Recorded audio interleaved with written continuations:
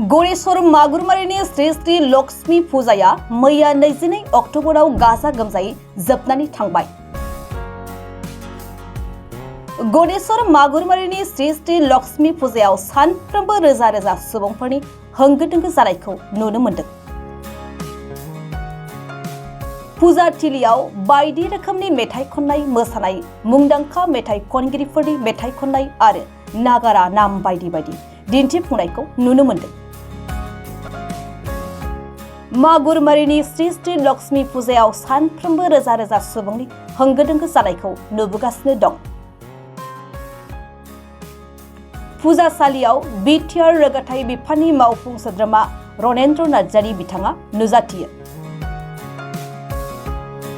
बानजाय आफादनि आफादगिरि बिथाङा फोरमायदों दि बिटिआरनि इएम रनेन्द्र नार्जारी बिथाङा श्री श्री लक्ष्मीनि मन्दिरखौ मोगथां महराव मन्दिरखौ लुफुंनानै होदों होननानै फोरमायदों।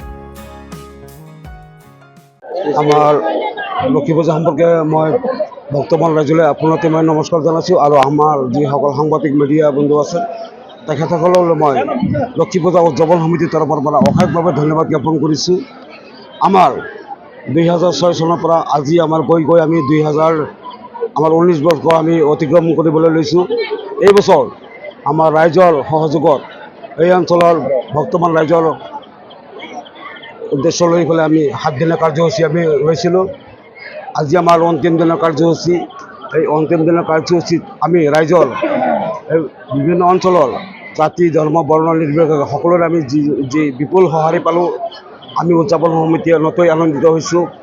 আমি আশা ৰাখিছোঁ পৰৱৰ্তী দিনবোৰত আমাৰ এই অঞ্চলৰ জাতি ধৰ্ম বৰ্ণ নিৰ্বিশেষে সকলোৱে আমাক সমৰ্থন আগবঢ়াই আমাৰ পূজাটি আৰু এখোজ আগুৱাই লৈ যাব তাৰে আমি কামনা কৰিছোঁ। আজি যিহেতু আমাৰ এই অন্তিম দিনৰ কাৰ্যসূচী মৰ্মে আমাৰ যথেষ্ট ভক্তমানৰ সমাগম হৈছে। খন্তেক পিছতে আমাৰ নামতি দলৰ সুনামধন্য নামতি ডালিমী পাটোৱাৰীয়ে আমাৰ বাইদেউ তেখেতে আমাৰ মাজত নাম পৰিৱেশন কৰিব। ইয়াৰ পিছতে আজি আমাৰ অন্তিম দিনৰ কাৰ্যসূচী সমাপ্ত ঘোষণা কৰা হ'ব। আশা ৰাখিছোঁ পৰৱৰ্তী দিনত ভক্তমান ৰাইজ তথা যিসকল ব্যৱসায়ী প্ৰতিষ্ঠাপক আছে ব্যৱসায়ীসকলে আমাৰ ইয়াতে আহি আমি কোনো ধৰণৰ ব্যতিক্ৰম নোহোৱাকৈ সুচাৰুৰূপে আমি পূজা উদযাপন কৰিবলৈ আমি সক্ষম হৈছোঁ। ব্যৱসায়ীসকলে আমাক যথেষ্ট সঁহাৰি আগবঢ়াইছে। আৰু এটা কথা ক'ব লাগিব যে আমাৰ এই অঞ্চলৰে ইএম সন্মানীয় ৰনেন্দ্ৰ নাৰ্জাৰী ইএম বিটিআৰৰ তেখেতে আমাৰ যি উদযাপন সমিতিৰ লগত ওতঃপ্ৰোত জড়িত থাকি পেলাই মন্দিৰৰ যি আদৰৰ কাম বাকী আছিলে তেওঁৰ অবিৰত প্ৰচেষ্টাত আমাৰ মন্দিৰৰ কাম সম্পূৰ্ণ হ'বলৈ সক্ষম হৈছোঁ। তাতেও আমি শলাগলবীয়া কথা। আৰু তেখেতে আমাৰ এই উদযাপন সমিতিৰ লগত জড়িত থাকি তেখেতক এইবাৰ আমি পূজাখনিৰ সভাপতি হিচাপে আমি পাই নথৈ আনন্দিত হৈছোঁ। মই সহকাৰী যিসকল উপদেষ্টা আছে মই ৱৰ্কিং প্ৰেচিডেণ্ট হিচাপে তেখেতে মোক যথেষ্টখিনি উদগনি দিছে আৰু বিপুল সঁহাৰি পাইছোঁ ৰাইজৰ। অনাগত দিনবোৰত যেনেকৈ আমি এই অনুষ্ঠানটি যিহেতু আমাৰ ঠাইৰ অভাৱ তথাপি যথেষ্ট ভক্তমানৰ আমি সমাগম হয়।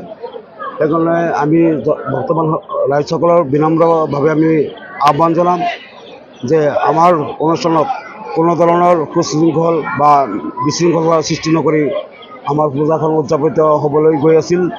আৰু এটা কথা আমাৰ প্ৰশাসনৰ দিশৰ পৰা যিখিনি আমাক নিৰ্দেশনা আমাক দিছিলে নিৰ্দেশনা আমি সন্মুখত ৰাখি সম্পূৰ্ণভাৱে মদৰ পৰা আদি কৰি যিবোৰ নিচাযুক্ত দ্ৰব্য নিষেধ কৰিব লাগে সেইবোৰ আমি দূৰত ৰাখি আমাৰ পূজাটি আমি উদযাপিত কৰিবলৈ আমি সক্ষম হৈছোঁ।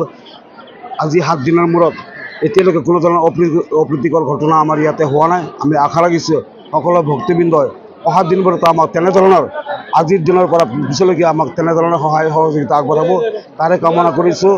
আৰু আজি আমাৰ সমাপ্ত হ'ব। সেয়ে অনাগত দিনবোৰত আমি ভক্তমান ৰাইজক সকলোকে আমি লগ পোৱাৰ আশাৰে এইখিনিতে মই শেষ কৰিলোঁ।